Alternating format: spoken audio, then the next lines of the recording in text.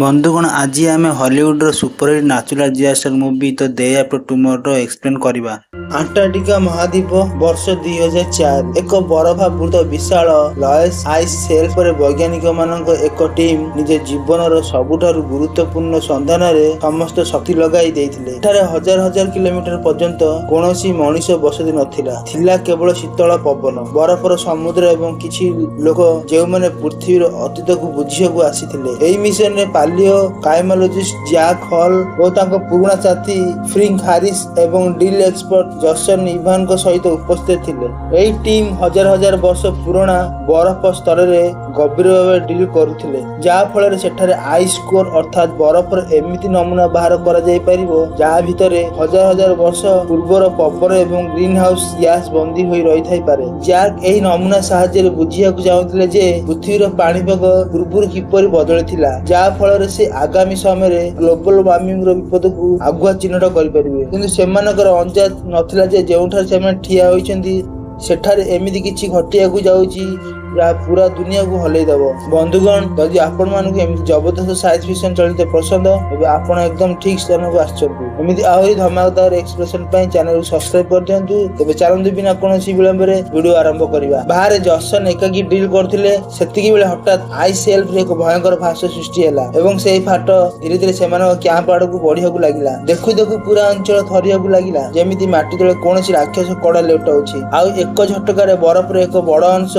ତଳକୁ ଖସିଗଲା। ଜସନକୁ କୌଣସି ପ୍ରକାରେ ବଞ୍ଚାଇ ଦିଆଗଲା, କିନ୍ତୁ ଜ୍ୟାକ୍ ସେହି ଫାଟର ଅସର ପାଶରେ ଫସିଗଲେ। ସମୟ ବହୁତ କମ୍ ଥିଲା, କାରଣ ଫାଟଟି ପ୍ରତି ମୁହୂର୍ତ୍ତରେ ଚଉଡା ହେଉଥିଲା। ଜ୍ୟାକ୍ ପୁରା ଶକ୍ତି ଲଗାଇ ଡେଇଁ ପଡିଲେ, କିନ୍ତୁ ସେତିକି ବେଳେ ବରଫ ଭାଙ୍ଗିଗଲା ଏବଂ ସେ ତଳକୁ ଖସିବାକୁ ଲାଗିଲେ। ଭାଗ୍ୟବଶତଃ ସେ କୌଣସି ପ୍ରକାରେ ଝୁଲି ରହିଲେ। ଜସନ୍ ଏବଂ ଫ୍ରାଙ୍କ ତୁରନ୍ତ ତାଙ୍କୁ ଉପରକୁ ଟାଣି ଆଣିଲେ, କିନ୍ତୁ ଯେତେବେଳେ ତିନି ଜଣ ସେହି ଫାଟ ଗଭୀରକୁ ଦେଖିଲେ ସେମାନଙ୍କ ହୋସ୍ ଉଡିଗଲା, କାରଣ ସେହି ଫାଟ ଏତେ ଗଭୀର ଥିଲା ଯେମିତି ତାର କୌଣସି ଅନ୍ତ ନାହିଁ। ଆଉ ସବୁଠାରୁ ଡରୁଆ କଥା ଥିଲା ଯେ ଏହି ଫାଟ ହଜାର ହଜାର କିଲୋମିଟର ପର୍ଯ୍ୟନ୍ତ ବ୍ୟାପିଥିଲା। ମନେ ହେଉଥିଲା ଯେମିତି ଆଣ୍ଟାର୍କଟିକାର ବରଫ ଏବେ ନିଜେ ଫାଟି ପୃଥିବୀକୁ ଚେତାବନୀ ଦେଉଛି। ଏବେ କାହାଣୀ ଭାରତର ନୂଆଦିଲ୍ଲୀରେ ପହଞ୍ଚୁଛି, ଯେଉଁଠାରେ ୟୁନାଇଟେଡ୍ ନେସନର ଗ୍ଲୋବାଲ ୱାର୍ମିଂ ଉପରେ ଏକ ବଡ କନଫରେନ୍ସ ଚାଲିଥିଲା। ଜ୍ୟାକ୍ ହଲ୍ ସେଠାରେ ଦୁନିଆର ବଡ ନେତାମାନଙ୍କୁ the great ocean conveyor belt ର କନସେପ୍ଟ ବୁଝାଉଥିଲେ। ସେ କହନ୍ତି ଯେ ପୃଥିବୀର ପାଣିପାଗ ନର୍ଥ ଆଣ୍ଟାର୍କଟିକାଲ କରେଣ୍ଟ ଉପରେ ରହିଛି, ଯାହା ସୂର୍ଯ୍ୟର କିରଣକୁ ବିଷୁବରେଖାରୁ ଉଠାଇ ଉତ୍ତର ଦେଶଗୁଡ଼ିକ ପହଞ୍ଚାଇଥାଏ ଏବଂ ଏହି ସିଷ୍ଟମ ଦୁନିଆର ପାଣିପାଗକୁ ସନ୍ତୁଳନରେ ରଖେ।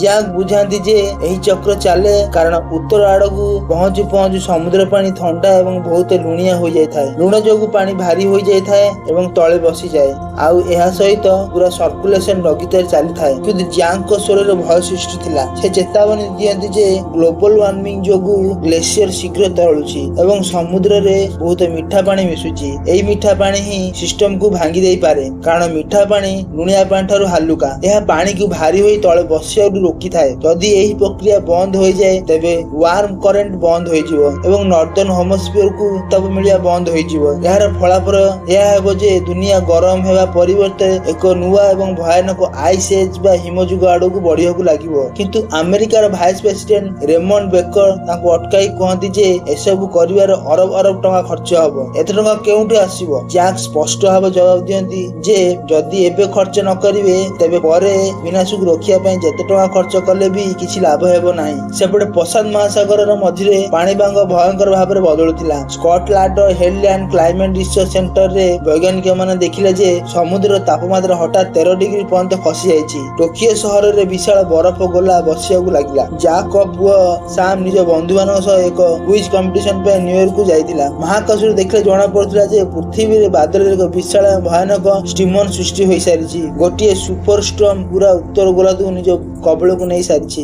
ଲସ୍ ଆଞ୍ଜେଲସରେ ଭୟଙ୍କର ବାତ୍ୟା ବା ଟର୍ନାଡୋ ଦେଖାଦେଲା। ହଲିଉଡ ସାଇନ ବୋର୍ଡ ଭାଙ୍ଗି ଚୁରମାର ହୋଇଗଲା। କାଚ ପରି ଗାଡି ଗୁଡିକ ଆକାଶରେ ଉଡୁଥିଲେ। ନ୍ୟୁୟର୍କରେ ଲଗାତାର ବର୍ଷା ହେବା ପରେ ହଠାତ୍ ସମୁଦ୍ରରେ ଏକ ବିଶାଳ ସୁନାମି ଆସିଲା। ଷ୍ଟାଚ୍ୟୁ ଅଫ ଲିବର୍ଟି ଅଧା ବୁଡିଗଲା। ସ୍ୟାମ୍ ଏବଂ ତାଙ୍କର ସାଥୀମାନେ ଦୌଡ଼ି ଯାଇ ଏକ ପବ୍ଲିକ ଲାଇବ୍ରେରୀ ଭିତରେ ଆଶ୍ରୟ ନେଲେ।